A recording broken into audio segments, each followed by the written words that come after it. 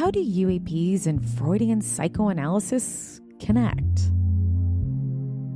In this episode, we unravel a fascinating web connecting three seamlessly unrelated worlds: UFOs, Freudian psychoanalysis, and the birth of the modern advertising and PR industries. How did Freudian's groundbreaking theories about the unconsciousness not only shape our personal psyches, but also lay the foundation for industries designed to influence public thought? And more intriguingly, how have these psychological insights been harnessed to shape society's perception of unexplained phenomena like UFOs? Michael Glawson, PhD in philosophy, is a philosopher working in the areas of science, philosophy of religion, and ethics. And today, we dive into the complex world of UAPs and psychology. Join us as we get rebelliously curious. Michael, thank you so much for joining me on Rebelliously Curious today. You are a philosopher by trait and also by education. You are a philosopher working in the area of science, philosophy of religion, and ethics. So thank you so much for joining me on the podcast today. And I'm super excited to have this conversation with you about these intersections of public relation, Freudian psychoanalysis, and UFOs. Yeah, it's a bizarre sort of confluence of subjects, but there's really something there. And I'm a huge fan of the show, so I'm like really excited to be on. That's so nice of you. Thank you. Yeah, it's a wild area. And all three of them are just, they stand alone as areas. And we could talk about these subjects for hours and days on end. But the intersection of all three of them historically shows a past, and it also is historically present now as well. But before we get into that, can you just do a little bit of a lay of a land for me of who is Sigmund Freud, and just a little bit of a background of who he is and why he is so iconic and important if some people don't know who he is? Yeah, so Freud is the father of what we call psychoanalysis. I mean, psychology is sort of a different thing now, but it evolved out of at least the beginnings of psychoanalysis with Sigmund Freud. So Freud is he's an Austrian doctor, and he was a neurologist initially, studying, of all things, electric eels, which are a bizarre creature on their own right. Like there are all these questions early on of like, how can this creature like create electric current in itself? And what's the nature of the relationship between like the body and electricity? So around like the early 1900s, or late 1800s, early 1900s, when Freud is studying medicine, there's this idea that like the soul, and I mean, not really the soul, but like the self, the thing that animates the body is something like electricity. So there are all these questions about like what is it to be alive? Like what does aliveness mean, and what's the scientific basis of it? And the idea is electricity. So Freud's studying electric eels, which he spends a long time trying to figure out how to differentiate male and female eels. And nobody has still cracked this question. Like we still don't know how to do it. So that was like a totally failed research project of his. But I never knew that. Really? Yeah. Eels are like the world's weirdest creature. Like we still don't know how they breed. Every eel that was ever conceived was conceived in the middle of the Sargasso Sea. No matter if they're like in North America or China or Brazil or wherever. And we don't know how long they live, and we don't know male or female. It's just they're a mystery. But that research project doesn't like terminate in an answer, but it does intersect with all these early theories we have about electricity in the body. So we realized that around the end of the 1800s that if you like electrocute a dead animal, its body will spasm, right? And so that leads to this theory that what the self is, or what the soul is, or something, is like electricity. So we have this body electricity, and Freud wants to study that and wants to study what our impulses are and what our emotions are. And it kind of gets this idea that it's kind of like an energy in your body, or almost like pressure or electricity that has to have some outlet. And he starts studying children, really young children, like babies. He spends hundreds and hundreds of hours observing babies kind of doing the things that they do and playing and growing up. And over this period, he starts to realize some kind of unnerving things about them, like that babies touch themselves in their genitals for like pleasure. It seems totally indistinguishable from what adults do, and what we call it masturbation. And that's unnerving to him, and it's unnerving to everybody else. But he eventually kind of comes up with this account of how humans develop and how our impulses develop, and what the things that we call like morality and desire and passion, what all those things are.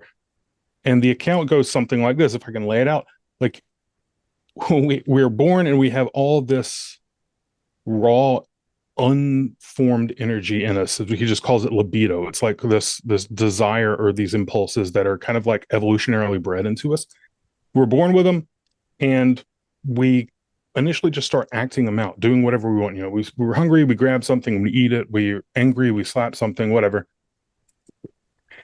We find things that give us pleasure, and we interact with those. Some of it's our body, some of it's outside of our body. But then early on, there's this point where we encounter the outside world, and people kind of start telling us, no, stop doing that. Like, here's what you can do and here's what you can't do. Among those things is like, don't touch yourself in this area. So we have the libido that we're born with, and then we encounter the outside world, which is this kind of authoritarian voice that tells us, here's what's acceptable and here's not. He calls that the superego.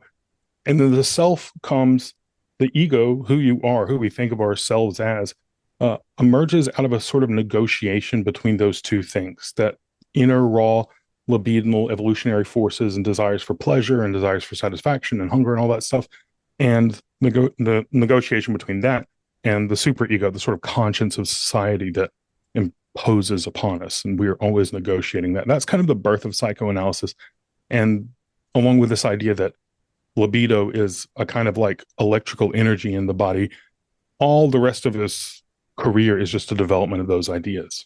So Freudian focuses on these three areas, which I think are really interesting because they're connected to UAP, and some of them are. So he has three areas of belief, skepticism, and dissemination of information. So I think even just the concept of belief, right? We look at that. I think that lends very well to Freudian psychology, because we do have this massive area of belief within the UAP topic. We talk about the concept of believing in UFOs and beliefs. What do you think of that in adjacent to the world that we live in now in UAP, in the conversation we have, in conjunction to what Freudian was really leaning on? So Freudian psychoanalysis it wants to explain most of our interior world and our activities in terms of these like elemental forces that make us up, like our conscience, our experience with the world outside, and our like inner impulses that we don't really have much control over. We don't design them. And beliefs are kind of a negotiation in that middle space. And beliefs, so for Freud, beliefs aren't totally rational. That's like kind of one of his big discoveries, is that humans aren't just purely rational, believers, that we don't just like calculate the probabilities and believe accordingly, right? We govern our interior lives according to all sorts of other things that aren't necessarily irrational. Some of them are, but what you might call irrational.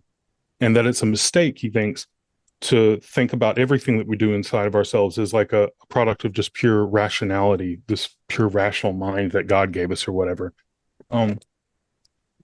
So a lot of our beliefs then become maybe mechanisms of defense, or mechanisms of like getting through the world and just being okay. Like, a lot of the things we believe aren't based on evidence so much as they are based on the way the beliefs serve us. And this kind of opens up a way of criticizing the irrationality of the world. Like, you can look at certain people and say, well, you say you believe this, but whether it's religion or whatever, you can say, well, you say you believe this, but it seems like you're just believing that because it's convenient for you, or because it feels good or whatever. And don't we have confirmation biased would be a huge aspect of that too, especially now within UAP? Yeah, the UAP world, I mean, certainly confirmation bias operates everywhere, but maybe a place that there's an obvious connection between like Freudian psychoanalytic theories and the UAP world is this concept of screen memories. This gets brought up a lot, where people who've had experiences, often abduction experiences or whatever, people will question their experience and say, well, maybe what you're really doing is you're just invoking a screen memory, which is a concept straight from Freud, which is where something really traumatic happens to you and you reinterpret that experience. You replace characters or events with other things that are more acceptable to you or less traumatic, and then you sort of rewrite the memory so that it's not awful. So there's a really good example from a friend of mine who practices psychoanalysis, who told me, I can't remember if this is his case study or when he read, but I think it was a patient of his who had this, he was doing this kind of like regressive process of therapy where you're like, I have anxiety and trauma, and I need to like go back in my life and figure out where this comes from. And you lie back and you just sort of like talk about whatever comes to your mind. And this person starts saying, oh, I had this memory that I've remembered before of another kid when I was like 4, and they're just like joyfully stomping on this little rubber ball, and the rubber ball is like squishing, and then but it's not like scooting off to the side or whatever. The memory can't be right because that's not how balls work. You can't just like repeatedly stomp on one. But I've had this memory before and I don't know what it is. And they dive deeper into that memory and get him to like really lay out the details of the moment. And what he realizes is, oh, it was actually not a ball, it was a frog. And when I was really young, I saw this other kid who's like a 3 or 4, they don't know what they're doing. They're like gleefully stomping on this dead frog.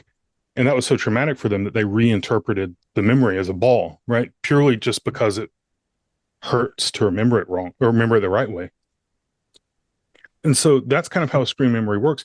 And a lot of people, when they're looking at like abduction encounters or really close UAP encounters, they'll criticize the person who has this memory by saying, well, maybe it's kind of just a screen memory. Maybe, you were actually assaulted when you were a kid and it wasn't aliens that came into your room and took you out into a medical UFO or whatever it is. Maybe it was actually your stepdad or something, those things happen. And that kind of makes sense because people do this in their mind, but this idea gets misinterpreted a lot because the way screen memories work in Freud's theory, at least, is that you replace really traumatic things with familiar things or things that are just like non-traumatic and kind of neutral. But you don't tend to like replace traumatic things with things that you just invent out of nowhere, right? Like you don't just make up aliens and say, it's really not much more comforting to be pulled out of your bed by an alien than by anybody else, So I think that's one way where I see like psychoanalysis and belief and the UAP subject colliding a lot is in these popular discussions about abductees. Yeah, and it hurts my heart because, again, it's one of those really, really hard conversations to have with somebody who has had UAP or any type of abduction experiences since they were a little kid, and talking to them about the likeliness of something happening to them that was not good. We hear of molestation. We hear of so many horrible things that happen to kids. And you're right, these screen memories replace these memories with something else that might be coming from pop culture. I really heavily talk about culture feedback loops, right? We see something, somebody says they've seen something on television that looks like a UFO or an alien, or someone says they've seen it, then, media makes it bigger than what it is. And then they add to that collective memory, or they add on to what it would potentially look like or what the situation would be. And then someone else says, oh, I've seen that and I've experienced that. And then it kind of just loops around. So it doesn't mean that their experience isn't real, but there is a high likeliness that something else has happened to them that has been extremely traumatic, that they've replaced a memory. And it breaks my heart when I talk to somebody and they might not know that in context of psychology. And so sometimes you have to say, like, maybe you want to go speak to someone about this because there might be other causes for those experiences too. And it's really sad. Yeah, it really is. I mean, and to be clear, I don't think most abductees are actually doing a screen memory thing. I don't think that's really how it works. For sure. But I Yeah. do think this cultural feedback loop thing has to happen. Like there has to be a sense in which we're interpreting our experience according to things that we're exposed to in fiction. And then that has to kind of like, it seems like maybe that influences the experiences themselves and then influences fiction again. And it just never stops. Freudians conversation of unconsciousness and these collective fears and how they might project onto society, right? I think we see that a lot. We saw that earlier in the 1950s. We even look at, for example, what was that? Gosh, War of the War of the Worlds. Worlds. Thank Yeah, you, War of the Worlds. 1938. Yeah, Yeah. exactly. And that collective fear of something happening. Someone also just recently said this to me, and I laughed a little bit, but I was like, oh gosh, what a bad experience. I just met her last week at an event. We were raising awareness for HIV, and we were trying to beat a Guinness World Record, and we beat it, which was like awesome. And so I ended up meeting her, and she followed me on Instagram, and she said, I had no idea you love UFOs. And I Hmm. said, yeah, I've loved the topic since I was a little girl. And she said, I have a story for you. And I'm probably going to write an article about this and all these different collective experiences that people have that could be some kind of like end of the world scenario. So she ended up watching a movie, and I think she said it was from 1994, but for some reason it was portrayed to be real. And I have to find out the movie. She's going to talk to her dad.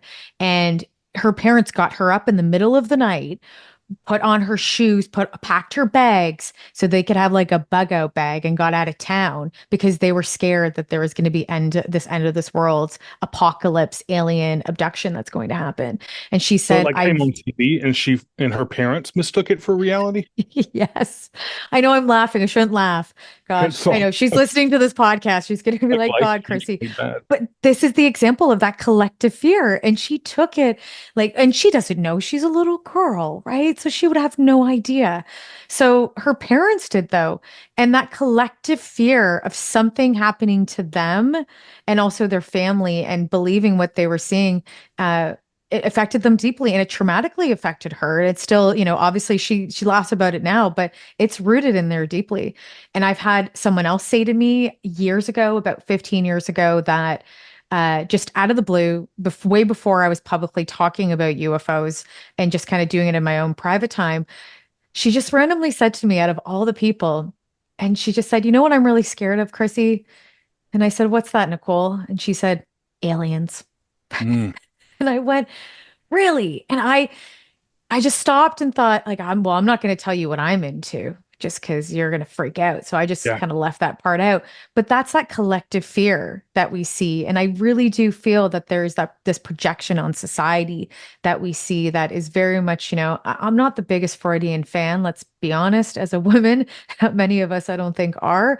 But I do think that some of the things he does speak about we're seeing, right? And we see that collective fear in society now. sure. Yeah. I mean, I totally get your reluctance to embrace Freud. A lot of probably the things that people hear about him are misinterpretations from his students who had ideas that were different from his or aren't very charitable readings of his actual work. So you may like him better than you like your perception of him at the moment. Yes. But it's absolutely the case that like these sort of collective fears and projections are like an immense cultural shaping force. And we're really talking now more about the ideas of Jung, which was one of Freud's Sure.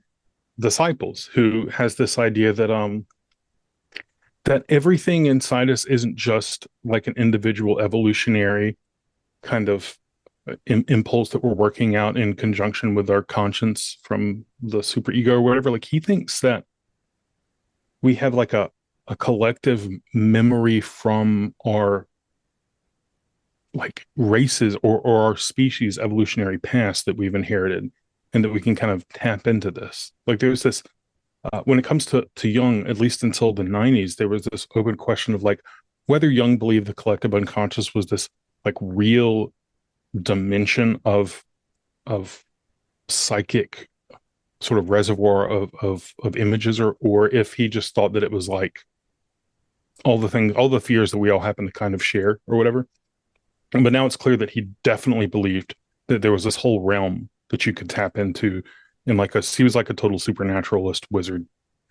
It's really bizarre. Do you know about the Red Book? No, I don't. Okay, so No. Yeah. this is a fun anecdote. You can cut it if you want. But when so Jung died, and he kept all these journals. He like built a house out of stone in the woods without any power, and like went out there and wrote a lot. And he kept all these leather bound journals. And several were black and one or two were red. And when he died, his family was like, nobody gets to look at these ever. And people are like, why? Like, he's one of the most important thinkers of the 20th century. We want to know what he was writing about. And almost a whole generation of Freud's descendants has to die before somebody can convince them, like, let us publish these things. And when you open up the Red Book, it's like a medieval manuscript that's illustrated in like gold and these beautiful inks, and it's all of Jung's artwork, and it is like something that only either a psychotic person or like a mystic would create. It's beautiful and elaborate, and it's very clear now that he was going on these insane psychic journeys into his like own unconscious and encountering spirit beings and being like having conversations with them. It is just wild. But he is the father of this idea that there is a collective sort of consciousness that we all unknowingly share with one another, and that our fears are kind of emerging from that and directing society, that like human history is kind of a struggle with these collective fears and desires and anxieties. And you can see that in like modern politics, right? It's bizarre to see how America has had its political history directed by so easily by tapping into fears like that people are eating your pets or something, which is not something we would have predicted if humans are just like rational voters who are just like calculating cost benefits of casting their vote. You wouldn't think that like the idea that Haitian immigrants in Springfield are eating people's pets would have much force, but apparently it does. Yeah. And gosh, we could Feel go free to down the cut that whole. No, I think it's great. Actually, I will keep it in, because I think that when you're speaking about this collective consciousness, I think we even look at UAP shapes to bring it back to this topic too. I think we've seen this evolution over time, and that how it's changed, even though like people say, well, saucers don't exist anymore. And it's like, well, they do. There's just a more high chance of seeing a type of, or maybe then we saw a saucer in the early 40s, right? But they're still there. But these shapes have changed over time as our collective thinking has changed over time, as we've evolved too. So you could look at Jung with that. Maybe this is a stretch, but our reflection he writes a whole book on it. Yeah. I mean, he says that he's mystified by these reports of flying saucers. And he's like, why are people seeing these things? Like, are they real objects that are there, or can we understand them in a different way? And he's like, I don't have the access to data that he would need to tell him whether they're like objects, flying around. I mean, he does think that they are, but he also thinks that like reality is partially determined by our collective unconscious. Like, he thinks that what we all tap into in our deep selves is really connected to what we see outside of ourselves. And so he writes this book on flying saucers where he says, well, look, the flying saucers sort of appear at the end of World War II. And World War II was a period where a lot of civilians were being told, you need to look up in the skies and worry that like something is going to drop on you and kill you and your family, right? There were bombings in London, a place that's we think of as like being the home of civilization and safety, and it's not where wars happen. And Americans were being told by their government, like, keep your eyes on the sky, and especially if you're in coastal states. There were like balloons coming over from Japan into California at one point and things. So he says, look, at the end of World War II, everybody's had this anxiety, and what they're really doing, I think maybe, is projecting that fear onto the sky. The sky becomes like a kind of screen onto which we project our collective fears, and they're projecting that there. And why do they become saucers? Like, why do people project this circular shape? And he kind of has this stretchy, he stretches a little bit and tries to give it an explanation where he says, well, maybe the shape is like, a circle is kind of an archetypal shape that shows up in almost all cultures, and it's a symbol for like wholeness and the sun, and unity, and perfection. Maybe we're kind of like projecting our hope for something that is, like a mandala, like a symbol of unity or a symbol of peace or wholeness, which is what we're really yearning for at the end of World War II. Maybe that's kind of why we make it a circle or something. He doesn't really know. It's all very speculative, but you can see like kind of how the ideas work and fuse their way into the UAP phenomenon, because we don't have the science we need at that point at the end of World War II to tell us what these things are. We still don't. So we're grabbing like every theory we can, and psychoanalysis becomes like a pretty useful set of concepts for at least speculating about what these things might be if we can't investigate them directly scientifically. It's so interesting.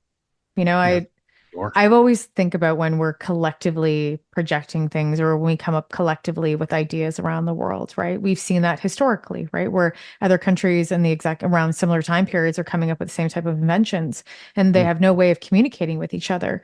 So collective thinking is a huge part, or, sitting with somebody and literally being in their mind. My best friend always says to me, she's like, get out of my head, Chrissy. Mm. And I laugh because I'm like, oh, I'm in there. Like we've spent so much time together now. Marie, I know what you're thinking consistently. And I do think there's a big part to that. And you're right. A lot of that is, and why do we look at these types of crafts to project, if it's circular images or whatnot, into our own perceptions potentially of unity? I think we all do. I think most of us want that. We want people to be at peace. Just unfortunately, we don't get it all the time. I want to yeah. switch gears. Oh, no, please. Oh, well, I Thanks was for going your to say thought. there's really kind of like two ways that I think that we do this like projective fantasizing in the sci-fi world is we treat aliens like a kind of like blank screen, because all an alien really is like something that's not us. It's like very different thing. We don't really know positively what it is. We just know it's negatively totally unlike us. And there's two kind of ways that we project onto that screen. We either say they're everything bad and they're going to destroy us and eat us and just be really nasty and they're all drippy and nightmarish, or we project onto them the exact opposite and they're sort of like savior godlike figures, who are going to come and rescue us from climate change or something. But in reality, if we were being totally rational about this, we would probably say, oh, the best bet is that it's somewhere in between those two things. Like there are going to be some things that are good about them and some things are really bad about them for humanity because we're so different, and we really can't know. But sci-fi at least tends to diverge into one or the other. They're either totally nightmarish or they're like totally benevolent. Yeah, and there's also this projection of that they're always perfect. They'll never make a mistake.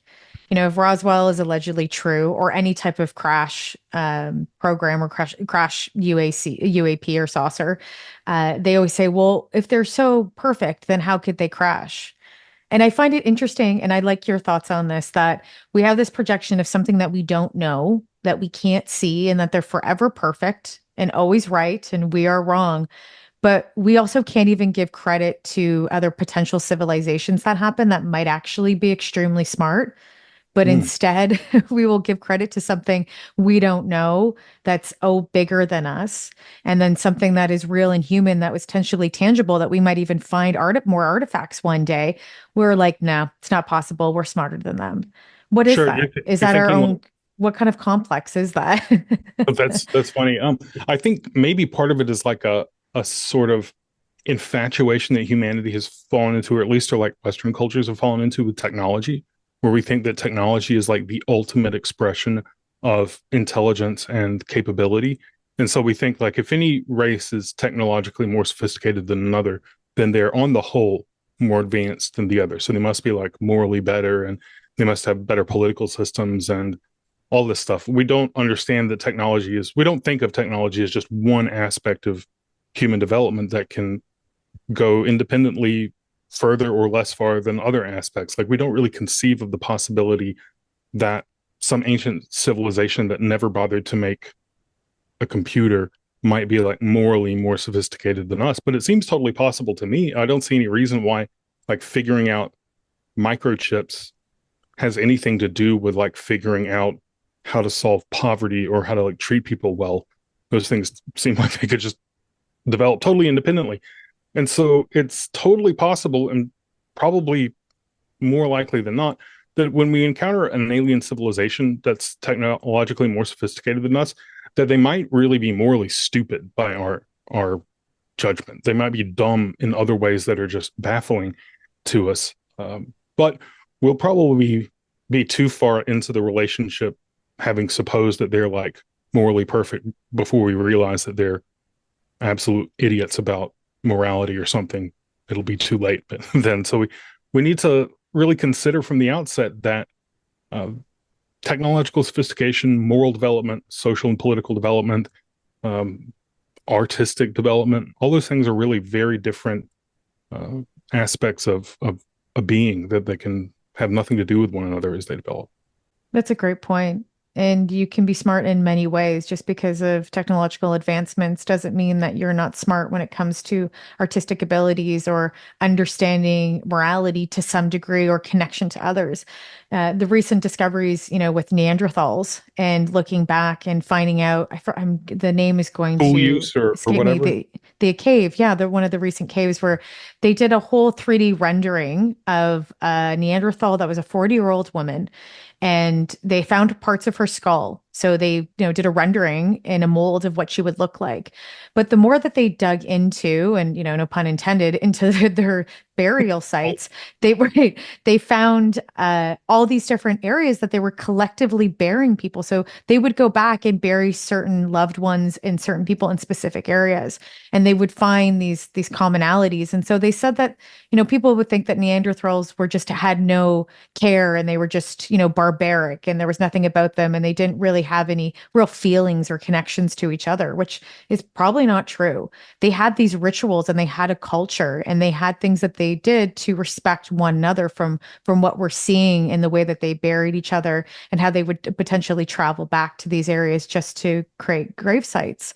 And significations of where these people are in this time, that they were not smart, they were not educated in certain ways, and we are always better. And I'm not saying Neanderthals have more technology advancement than we do, but it's the conversation that we never give respect to it. We always give respect to something that's bigger than us, and maybe that's a God complex, right? We have this such attachment to belief in something bigger than us that has to be better than us, because is it a reason to live? No, no. Our measure seems to be like whether they had better technology. That just seems to be the whole thing. Like that, we look at Neanderthals and like, well, they didn't have computers, so they must have been dumb as hell and not had any other aspect to their life. But that just isn't the, just doesn't follow. It also It doesn't follow doesn't. like godlike beings that were really powerful technologically would have any understanding of. I mean, that would be such a disappointment, wouldn't it? If we like encounter aliens, they've got this great technology, and they just have like no art or like friendships or anything. They're just like totally ant-like or something, but they have really good computers. That would be such a letdown. It would be horrible. It would be. It's a good point. And I like the fact that you said that there's this like blankness, right, to them. And I've never ever thought of that before. The way that we have these screen projections of things that are just kind of there. But you're right, it does have that kind of screen projection of a nothingness, right? It really is very they don't have much color to them. Sometimes we do hear if we're talking about alleged ETs or some form of being or something else, they can look like us. But then there's this other side that they're just gray and have nothing, no facial features, big eyes, big heads. That's it. No ears, no mouth, and can't talk. It's fascinating. And then we look at Dr. Michael Masters, a theory of time travelers, or the evolvement of what humans will look like in a period of time, and we will look like that. That's another theory that he has. So who knows?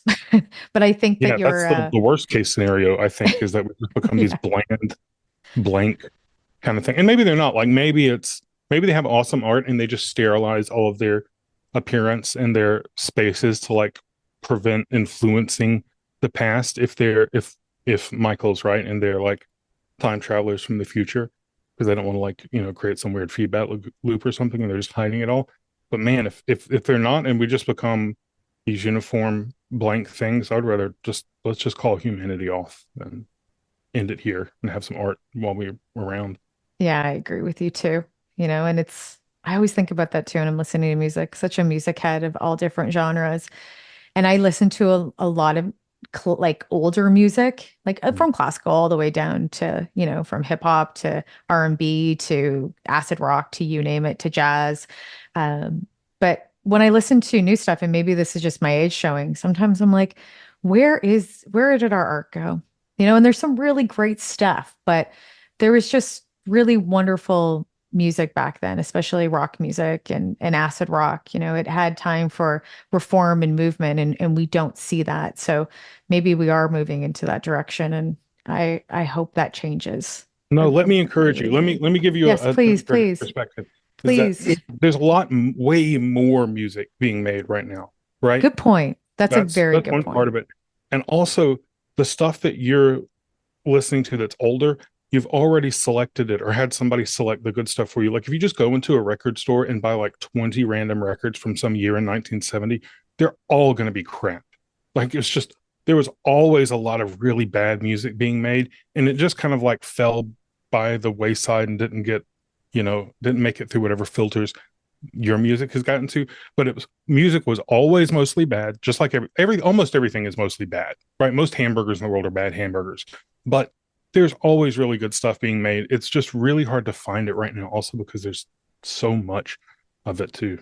Oh, there's so much of it. There's a lot. And I'm going to switch gears, which kind of relates to it. Move into like the PR related industries and Oh advertising yeah, agents. Right. Freudian had an influence in those areas of a field of marketing, right? That's what they are. Advertising and public relations are all areas of marketing. And how did you see that Freudian really did influence those areas and why? And then we'll slowly bridge into UAP at that point too. But sure. Freud's historic influence, or Freudian thought's historic influence, came through this guy named Eddie Bernays in the yes, 1920s and 30s, who is his nephew, who comes over to America, and he's the father of public relations. He's like literally most articles you read on Eddie Bernays are going to call him like the godfather of PR, or whatever, or the father of PR, which was not distinct from advertising then. Like the advertising industry is a really weird industry that didn't always exist the way, like there've always been shoemakers. As long as we've had shoes, there's been like an industry of shoemakers. Like ads were not like that for at least 100 years. The 100 years, the earliest 100 years that we can find advertisements, which is like the 1700s onward, but they may have existed well before that, and we don't even really know. Um, they're just copy being written by the people who are making a product or something, and this manager, you'll have like these long paragraphs of text extolling why this soap is better than other soaps, and the assumption is just that, like, well, people are kind of like rational consumers and they want a product that's going to meet their needs for a good price, and so we need to just convince them through our copy that we can do that our product meets their need for a good price or whatever, and then they'll buy it. And it works. But when Eddie Bernays comes over to America, he's bringing a lot of this thought that he's absorbed from Sigmund Freud, and he's like, no, humans are not just rational consumers. Like, we've got all these suppressed desires that we've been told we shouldn't let out of ourselves. That's really what's driving us. uh, so if you want to sell the product, you can try to appeal to people's rationality, but if you appeal to that untapped reservoir of suppressed libido, you'd be much more successful. So he starts doing things like saying, don't print an ad with like 2 paragraphs of text telling why your soap is good. Just print an ad showing like a sexy person using soap, right? Take people's desires that nothing is scratching their itch for, and just associate your product with it, and kind of winkingly insinuate that this product will give you the thing that you really want but haven't been able to find. And at that period, a lot of it's sex, right? So you get tons of ads that are just wild associations between products and sexuality that have nothing to do with each other, and that even kind of feeds back and starts influencing the products too. Like when I'm driving around, I live in Charleston, South Carolina. When I'm driving around, I see so many trucks that are so obnoxiously huge, and I think, you have no use for that object. Why did you buy that object? Well, because some ad or some series of ads convinced you that this was like a symbol of strength and virility and masculinity. And you're like, well, I need a truck that I have to use stairs to get into now. Right. And it works. Like, people are buying. I'm like looking out my window and I can see a few. They're all over the place. It's been a wildly successful campaign to just associate products with deep, unscratched itches that we have, which is kind of exactly what the the capitalist world needed at the time, because there's this nightmare of capitalism, or this nightmare that capitalist investors and business people have, and it's the nightmare that that the free market would actually satisfy people's desires, right? So you can imagine that you own a vacuum cleaner company, right? And you want to make a really good vacuum cleaner because people need to clean their floors. Well, you've got this problem that, what if you actually make really good vacuum cleaners and everybody buys one? Well, then what do? You've satisfied the need. You're out of business, right? And that's kind of a nightmare that scales up to the entire sort of ecosystem of the free market. Is what happens if we actually produce all the products that people need and they just don't need it anymore? And how many needs do people have? Like, they need some light bulbs, they need some dish detergent, they need, clothes to wear, but how many clothes do you really need? Like, you need the king of France in the 1400s owned 2 shirts. That was like one more than everybody else owned. And why would you need more, right? So there's this nightmare that in the 20s and 30s, the industrialists and capitalists in America are kind of wrestling with. And I've got this quote here, I had it ready, from the Harvard Business Review in 1927 from Paul Mazur, who was the CEO of Lehman Brothers. And he has a solution for this nightmare. He says, we must shift America from a needs culture to a desires culture. People must be trained to desire, to want new things even before the old has been entirely consumed. We must shape a new mentality in America. Man's desires must overshadow his needs. So we need an industry that doesn't satisfy desires. We need an industry that invents new desires for people so that we can then keep the market going and keep money circulating. Because the whole capitalist system doesn't require people to make money. It just requires money to keep circulating. It's like blood, right? If the money stops circulating, we're screwed. So that's what we need to do. We need to sell people on needs. And that's what Eddie Bernays uses Freudian psychoanalysis to do, is just to manufacture new desires in the public. Oh, yeah. And the Lucky Strike cigarette campaign that he did. The Torches of Freedom. It's Torches of Freedom. So if people don't know, Edward Bernays created this. Well, first of all, the cigarette companies, Lucky Strike, came up to him and said, how do we increase our, our profit, right? We need more people smoking cigarettes. And back then, women did not smoke. It wasn't a womanly thing to do. Right, exactly. It was not a very ladylike thing to do. You do not smoke. And so instead, what they did, it was men that smoked. And so Edward Bernays said, well, let's just get women smoking because it's double the profits, right? Because you have a whole new gender coming in and you're going to get tons of people buying cigarettes. So during the Easter parade, they had women, he set up women walking around saying that they're allowed to smoke, and they were smoking in the Easter parade, and he tipped off the media. Manhattan, right? Exactly. It was, yeah. A bunch of socialite women who were wives of clients of Eddie Bernays. Yeah. Right. And really, it was one of his secretaries that he ended up getting to do it. There's a whole bunch of women that he knew too. But yeah, and they were just smoking on the streets, and the media were covering it, or like, oh my God, this is so, risque for women to do. They should not be smoking. It's not ladylike. It's a very gentleman thing to do. So it picked up, and then everyone was saying, well, for female rights. And it was one of the first waves of feminism, which is horrible for me to say as a woman, is that it was created through a PR campaign through Edward Bernays, and it wasn't even through the liberties of women. He used it and manipulated it to create a wave of freedom for women, and it was one of the first waves, and it's unfortunate. And there's been way more that obviously has happened where we have women's liberation now, but it's really sad to see. And that whole point of consumerism getting in bed, mind the words, with government as well, it really played a big part of that. Edward Bernays did. And we see that now, and we bridge into the UAP conversation. We see a lot of that. We see PR as a huge mechanism to push the UAP topic. We just don't really talk about it. X-Files, I love this. You'll see he's the PR guy, and I think his name is Mr. X, or he's in the shadows, and he's like smoking a cigarette. And he's the PR. Yeah, as a smoking man, and I forget his name, but he's smoking in the background. He's the PR guy. He's the in the shadows, making people do things. He's the puppet master, and that is what PR is. Again, not all the time. I should say this as someone who's worked in the PR field for 17 years. I'm not over here puppeteering, right? It's not my job. I do more of publicity. I try to keep an ethical standard in the work that I do when it comes to public relations. But if you really want to go to the dark side of PR, it really is spreading a lot of misinformation and disinformation or creating fear so that people consume. And we see that. We see it immensely within the UAP topic. Any examples that you have off the top of your head that you've seen that PR has really been the mechanism behind any UAP movement, starting from, the early 40s, even up till now?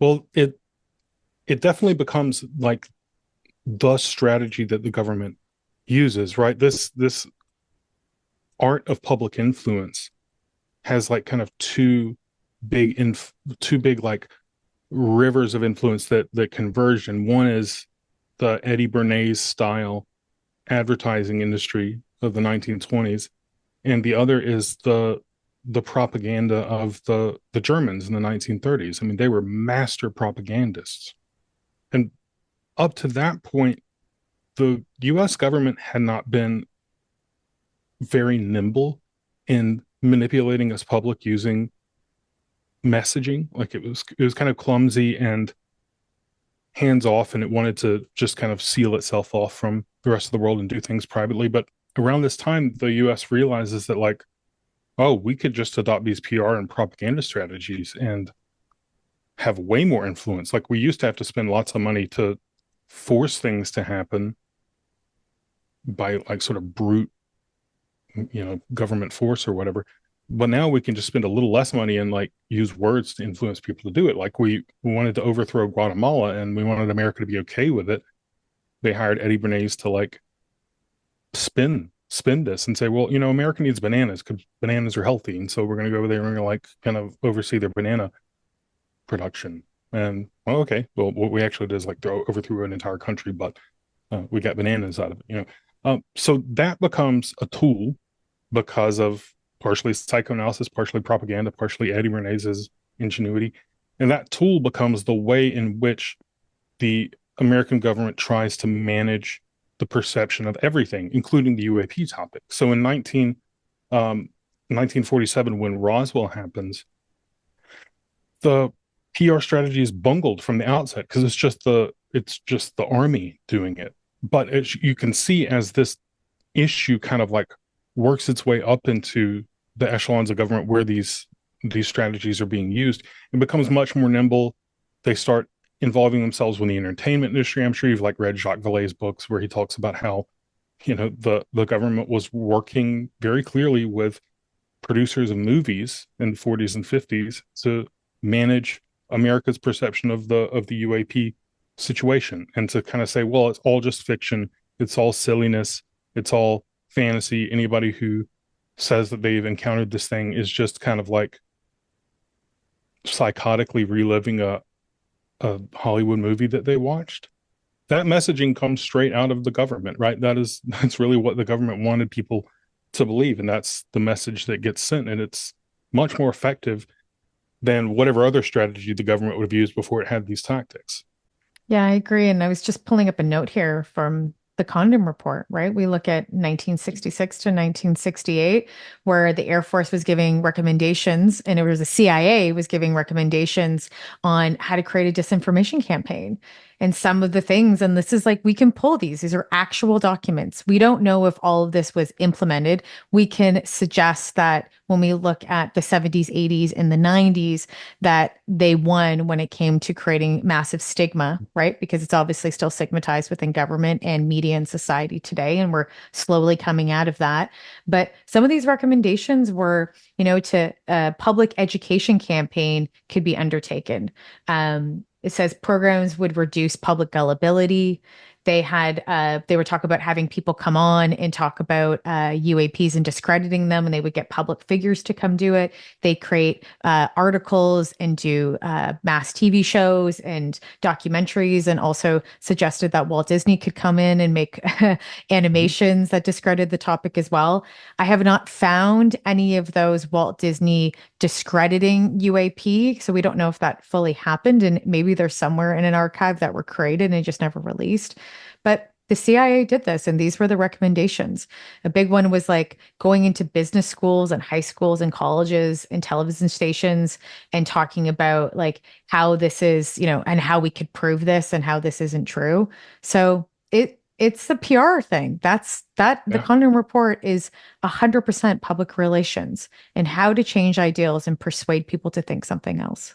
And it worked really well. I mean, the introduction to the report is the only thing that discredits UAP science, and it totally worked. But then the rest of the content of the report is like, yeah, there's a bunch of these cases where you don't know what to do with them and they aren't explicable. So yeah, good job, government. It falls apart in the 70s, though. I mean, like the war in Vietnam really did a number on America's ability to manipulate its public in the way that it used to, because people sort of realized that, like, oh, they've just embroiled us in a war that killed millions of people and was for nothing. And they manipulated us using these very tactics. So people start becoming really unhappy with and suspicious of the government around that time. And it's also the same time where the government's like, well, all the people who are unhappy and suspicious of us are using LSD, and so we need to create a war on drugs because it's going to undermine our entire stability of our populace. So they fight back, but the fight has to change. It does. And gosh, don't get me started on the war on drugs too with Nixon. It's so sad. We would be so advanced in mental health education by understanding psychedelics and how to use them properly if the war on drugs didn't happen. We're like 20 years behind because of that. And there wouldn't be as many people incarcerated. So many people wouldn't have gone to jail for life. It's just wrongfully charged. It's wild, and it's so sad. And for some people, if they do know or they don't know, it's against the law for the government to do a disinformation campaign. But how people can get away with it and how they can get around it, and it doesn't mean that it's intentional to trickle down to the average day person, but within public programs, you're allowed, within government programs, if you're in some kind of secret program that you're working on and you have all these different people, right, that are working with you, and you're working, for example, you're developing something and somebody else is developing something when it comes to some type of craft or material. And their internal narrative that they hear is that they're working on, let's say, a UFO program or something else. And so they tell them that it's extraterrestrial, it's off life, and they could say that.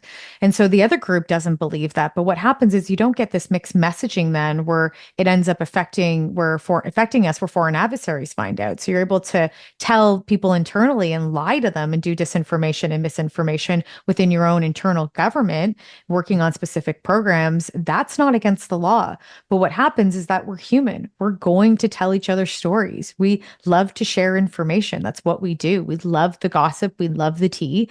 So some people are going to tell others, and that's going to get leaked out, and it's going to end up being in the main populace.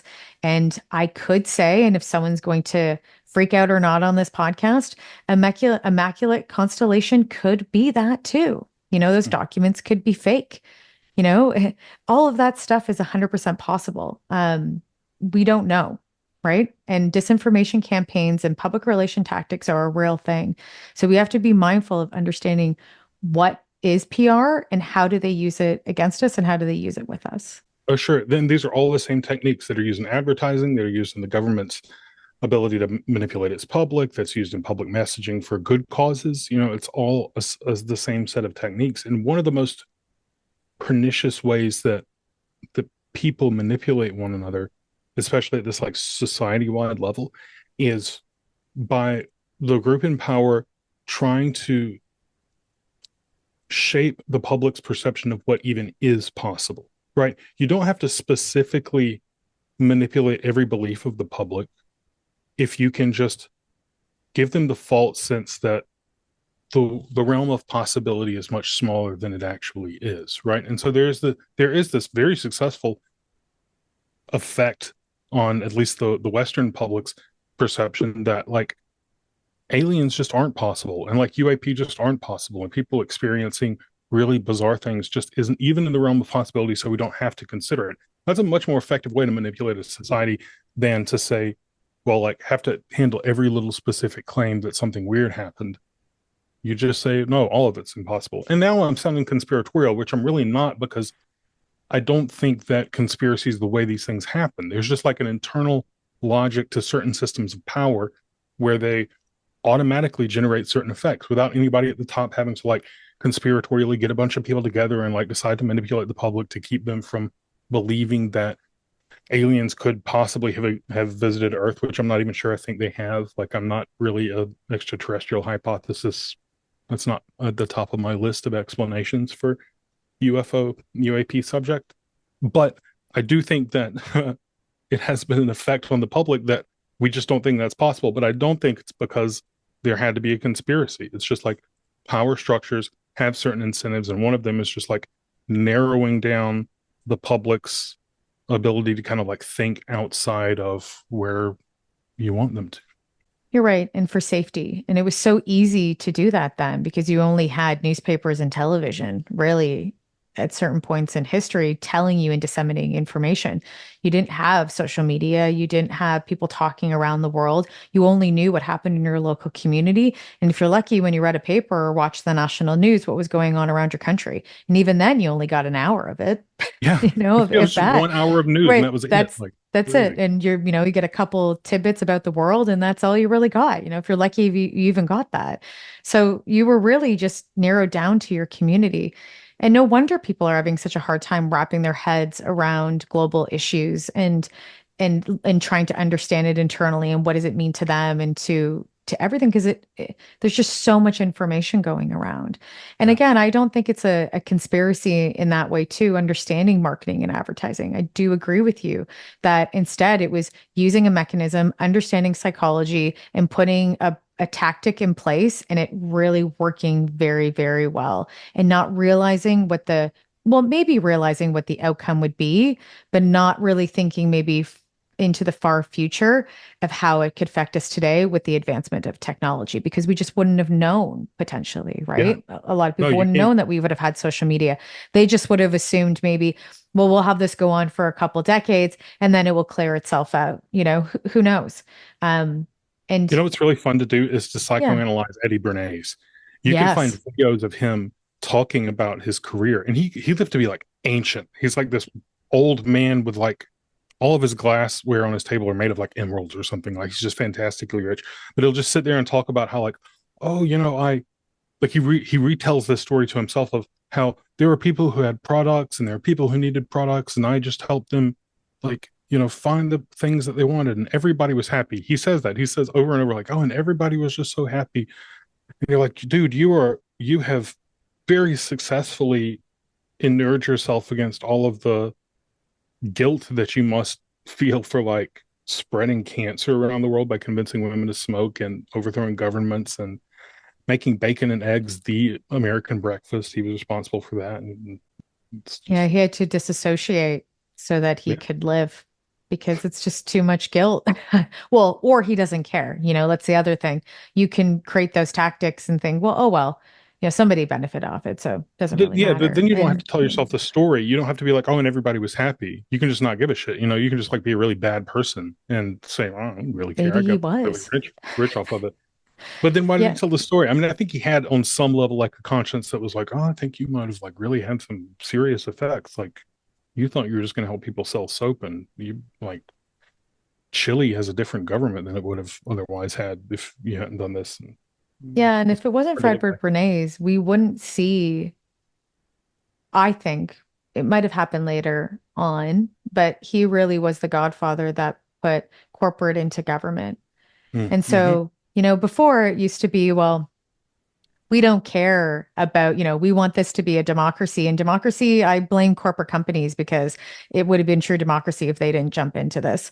And before, people, you would sell out, right? If you were tagging on, if you're, a punk movement, you sell out if your corporate came in, any government, anything like that. Like, forget that. Like, we do this ourselves. People are civil servants, we're doing it for the right reasons.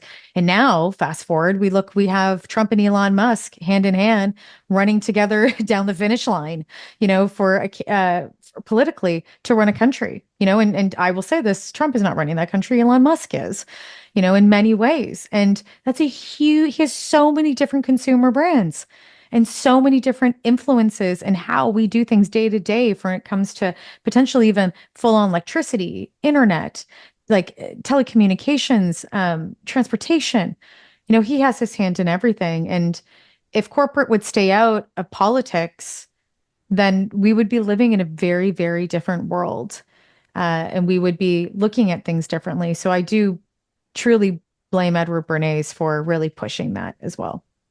Well, I think it would have happened even without him. I mean, he was like True. really good at Just what he maybe did. later on.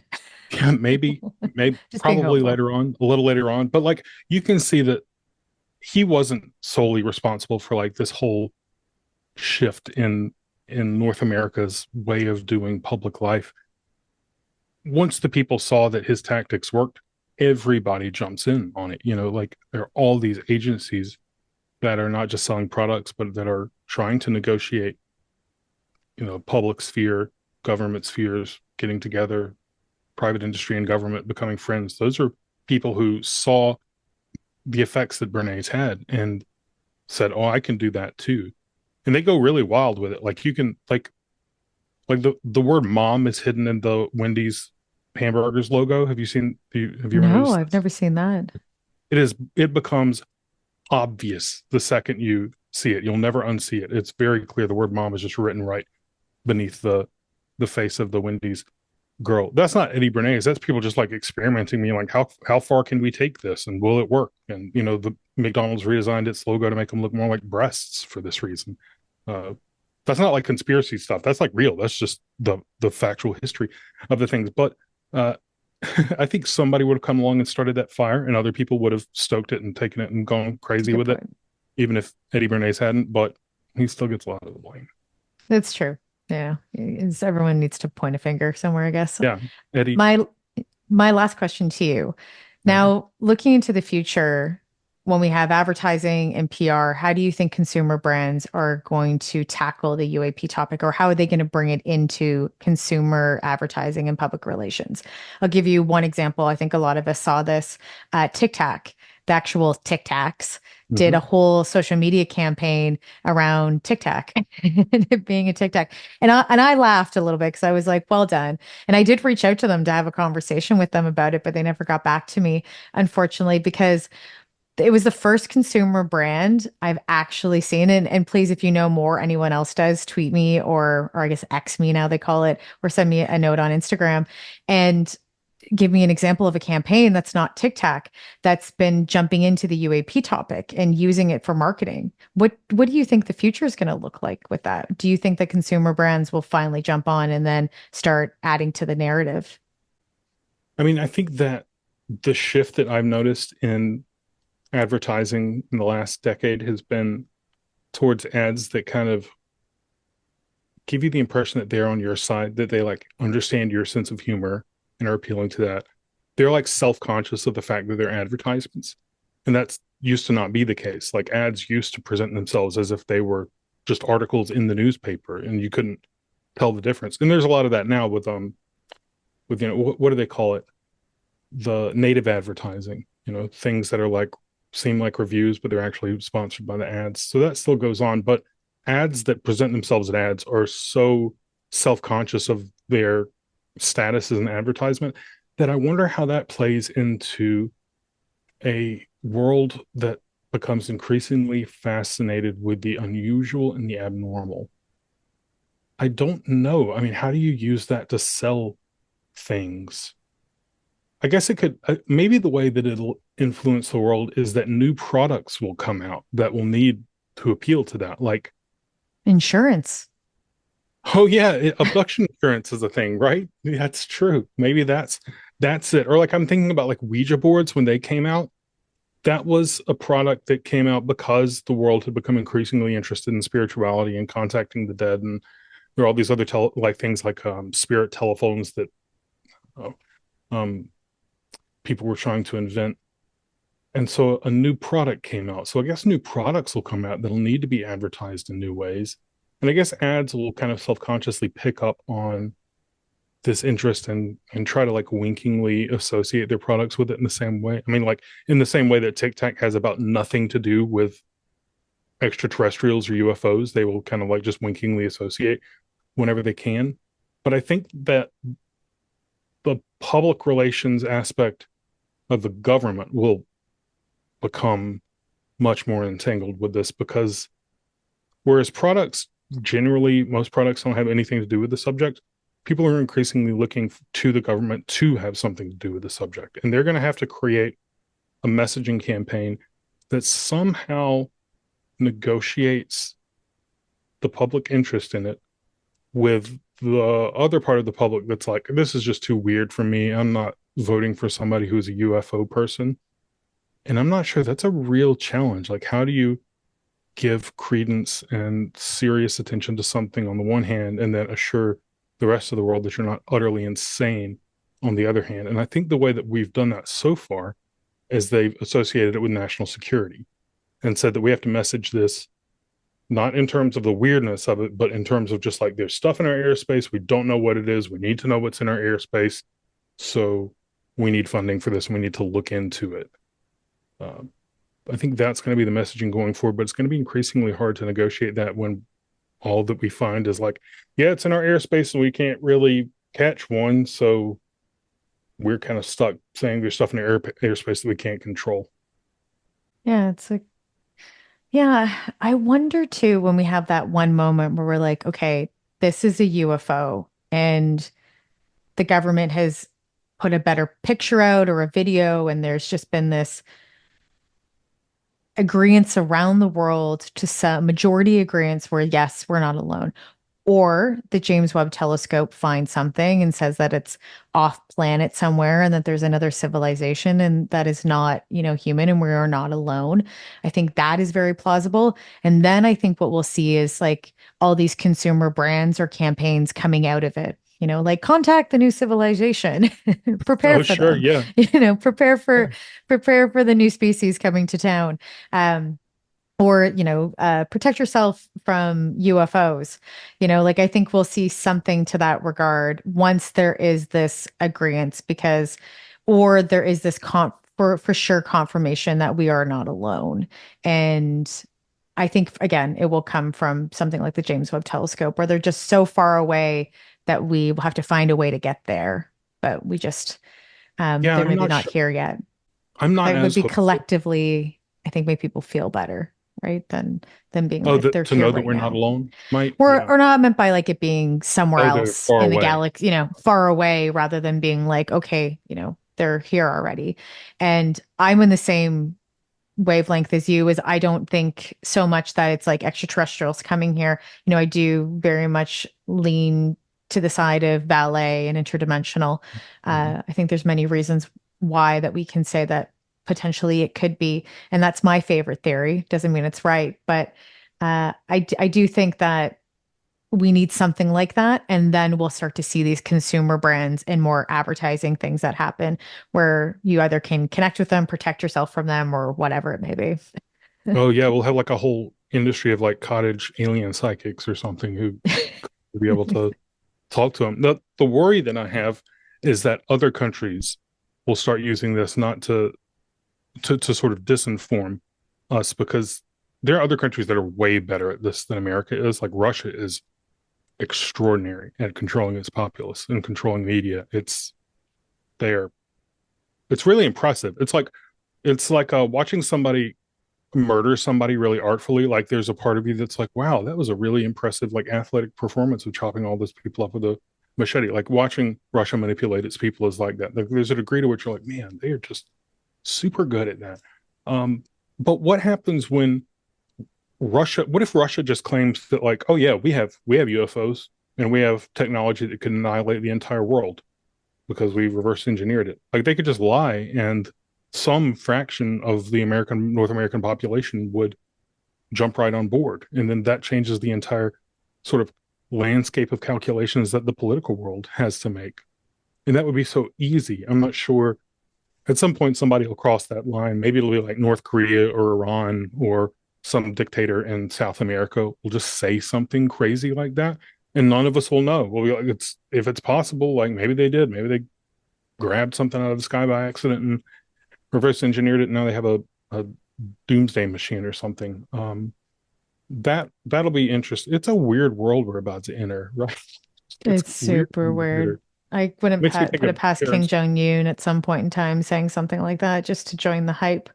And it's not even him, it's his sister really running the country now. But you're right. The propaganda and the mass manipulation, it's true. Or getting your people to believe something and changing the ideology within the country. I think it was Gaddafi. Didn't Gaddafi have like a book as a dictator too, that was just like kind of like a Bible, but it was like a way to live, and it was just everything you needed to know about the world and humanity. And he gave that to, yeah, I believe he wrote it, and it was just obviously a whole bunch of disinformation, and people, it was like a book to live by, that Gaddafi gave to his people. And you see a lot of that. Kim Jong-un has done very similar too when it comes to propaganda films, and the rest of his dynasty of his family did the very similar same thing. They loved film propaganda. One of the major reasons why Kim Jong-un ended up getting the place that he did was because he was a great filmmaker. Unfortunately, used it for the wrong things. Yeah, I think I need to look up North Korean films now. It's like a whole rabbit hole. I mean, do we even have I guess we can. The CIA probably has some. Like, can you just go and watch North Korean propaganda? I think you can see some stuff. I think that's been leaked for sure. You can see stuff from the past, station, right? You can pick it up through satellite or radio or something, right? Yeah, and you can see all the past work that Kim Jong-un has done too, and his family has created when it comes to propaganda films. Those have been released over the course of time. I think I've seen a few on documentaries. That's fascinating. We are going to live in I know it is. I find North Korea so interesting. I've tried to get someone that's that has escaped North Korea. I'm forgetting the term now, but they defected or whatever. Yeah, it's like a defect, I think, or something. I forget what they call them, but it's someone that's escaped North Korea and is coming forward with the truth, and they're hiding out in different countries and have released multiple books. But not everybody will talk about it. They leave the country and then they're like, I'm just going to disappear for the rest of my life. Would you not be afraid that you're going to get on some list in North Korea if you do that? Yes, if I did something like that, then I could never go to North Korea. I've actually looked it up to see if I could go for the day, and I've talked to people that have gone to North Korea for the day, and obviously obviously didn't go to a camp. They came home. He does a humanitarian film festival that started in BC. That's in Canada now. And I hung out with him for a day and we chatted about what North Korea was like. And he just went for the day pass. So you can go. We would be, if you take any photos and you don't follow the guidelines and they tell you a couple times, don't do this. If you end up doing it, then they'll put you in jail. But they do end up giving you some warning at some point. But you never know, right? You never know what they know of your background, and they're like, we don't care. She could just be, an enemy to us. And then I, end up being in a work camp. So, well, if 2 years from now, I'm listening to your show and you're all of a sudden really pro North Korea, I'm going to know that they got you somehow. Exactly. This background's just fake, and I'm, podcasting. It's just a picture of Kim Jong-un right behind you. Right. Just pulls down. Michael, thank you so much. It was such a great conversation. Yes, it was such a great conversation. And thank you so much for being rebelliously curious with me today. Yeah. Well, yeah, thank you. I'm really glad to have been here. I love your show. So thanks for having me on.